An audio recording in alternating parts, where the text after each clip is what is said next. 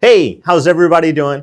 My name is Christopher Royce. I'm the VP of Services at Advantage Solutions. This is Foxtrot and one of our every now and then pop in the office employees. And with me is Mike Blough. Mike Blough is with the SkillBridge program. So this is electronic technician, first class, submarine type, Mike Blough, who is getting out of the Navy. The SkillBridge program allows Navy workers to, and all military workers, to spend some time at a commercial or government facility to be able to learn a job and a trade. And so we've been fortunate enough to get Mike here. We're grateful for that. Mike is enrolled in the Illinois Institute of Technology Health Physics program, the master's program.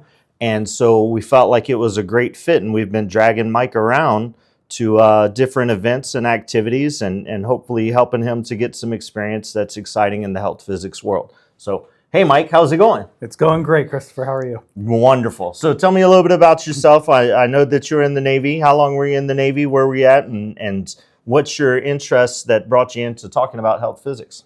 Absolutely. So I joined the Navy November of 2016, so we're coming up on almost 9 years. Went to boot camp in Chicago, went down to nuclear power training in Charleston, South Carolina. Then I got orders to Norfolk, Virginia to be on a brand new submarine for the Virginia class, USS New Jersey. In commissioning, so not even in the water, it was in shipyard getting built. We were still being built. Very cool. We were still in multiple pieces when I showed up. So it's been fun to see the whole program of testing, building a submarine, and the integration of all of the systems together. And then commissioning up in Newark, New Jersey, and Monmouth County was amazing. Yeah. Getting to see how excited the state was to have another ship named after them. Oh, I bet. And shout out to the battleship. There you go. So, what got you interested in working with us? So, I had made the choice to get out of the Navy, just because another chapter has to close and another one needs to open. And so I got told about the SkillBridge program. Right. Didn't think that there was going to be anything health physics related on there. I thought it was going to be more, admin, human resources, mechanical. So I figured, what the hey, let's go look. I found a whole bunch of EPA positions or positions with Fluke. Sure. And while it all seemed really interesting and cool, I found Advantage. And I thought, oh, this is going to be really interesting. Let me call, ask some questions. I got a hold of you, and you had told me about all the experiences that you had in your time since leaving the Navy and joining Advantage, and what you had done with Advantage at that point. And I was like, gotta go work for these guys, see what's really cool and where they can help me in my transition out of the Navy and learning more about the field. That's excellent. I'm glad that you got in touch with us. I'm glad that you did find us. I can tell you that it's very important, I think, for companies such as ours to get involved with SkillBridge, because when I was in the Navy, I wouldn't have been able to tell you what a health physicist was. Yeah. And I was RadCon, right? I was an engineering lab tech. So we were involved in radiation protection on the boat, but had no clue. So I was extremely excited to hear that we were getting a Navy nuke, and one that was involved in health physics at the educational level too. So that was pretty cool.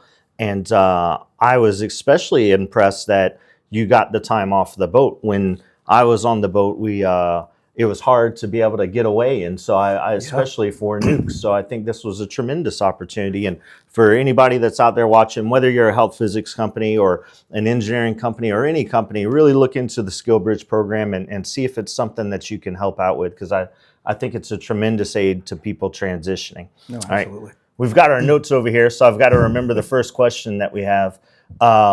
So you started out with us right at the Health Physics Society meeting. We were able to get you into the 2025 Health Physics Society meeting in Madison.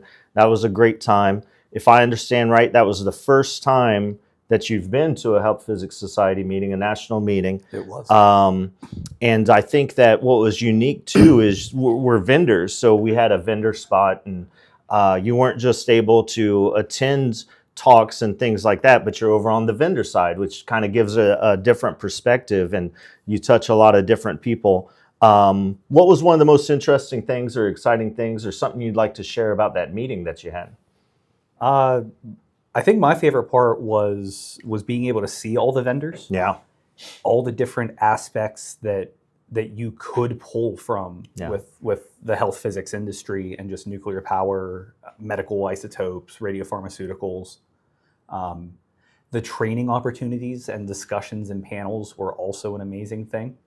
And just meeting a whole bunch of people and just seeing like, oh, wow, varied interests, varied aspects of the industry, and it's just fully covered. It's a very broad spectrum, right? Very broad spectrum. If you go to Nuclear Energy Institute or INPO or some of the more, even Department of Energy, some of the meetings, ATIBA, that are more geared towards that industry, you don't get that same splatter or swath of people. And there's a lot of different opportunities in radiation protection and health physics. So we hope people aren't thinking of just nuclear power when they think of radiation protection. I think I like that too when I get to go to the meeting and see everybody that's there. And also, it was nice. Some of our team members, Amber Bolin and then also Greg Gibbons, were able to provide some educational talks during that time. So it was good to be able to see our team and see some education that happened there. Cool. Well, I'm glad that you got to go. I know that we certainly had a good time getting some German sausages and German beers as well. Absolutely. I was really impressed with all the stuff going on in Madison. I think I just passed through it before, but never really hung out. Let's see. So you've been with us for a little while now, since July, and I think that you've been able to go to Madison. We took Janelle Mann took you over to Argonne, and you did an assessment over at Argonne. You're at the beginning stages of some of one of our Department of Energy 10 CFR 835 assessments over at Hanford.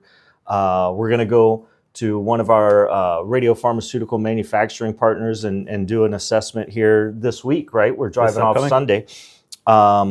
And then I know we've got you involved in some of the FedEx waste disposal search and destroy missions, where we're looking for where things are going and who they belong to. What's been something interesting that you've worked on? Is there anything that's been interesting or anything that you want to see or a favorite? So I think it's all been really interesting.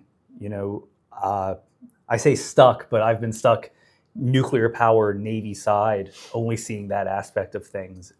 And so being able to come out and be involved in the audits, be involved in generating training, giving training, interfacing with the different companies that we partner with and help out has just been really great. Yeah. But I think my absolute favorite part so far my undergrad was in education, and I really do like getting up and training and just teaching people different things.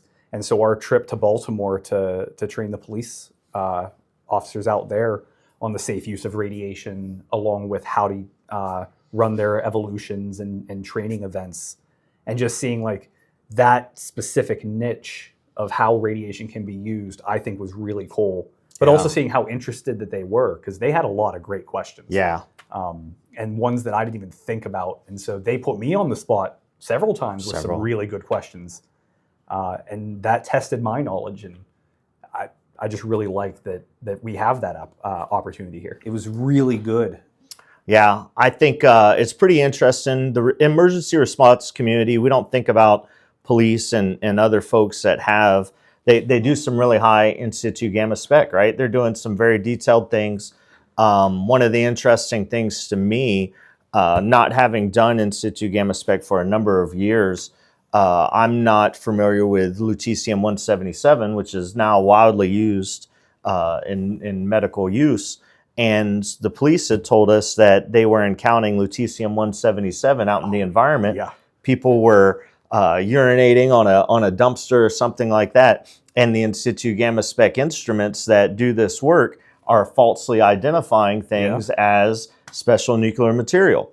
So I think that was kind of interesting, cops having to hang out and try and chase down patients and figure out what happens and prove that it's not special nuclear material. So hopefully somebody out there that's in the gamma spec library business is working out how to properly identify lutetium-177. I think that's a good lead in to my other discussion, or my last question, which was, what's your favorite gamma emitter? Yeah, so I gave it a bit of thought, and I'd have to say cobalt-60.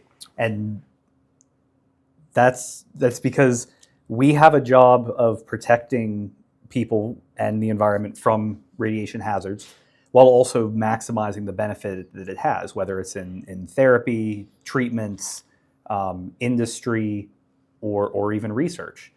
And I think cobalt-60 matches that explicitly with the 2 gammas that it gives off for every decay.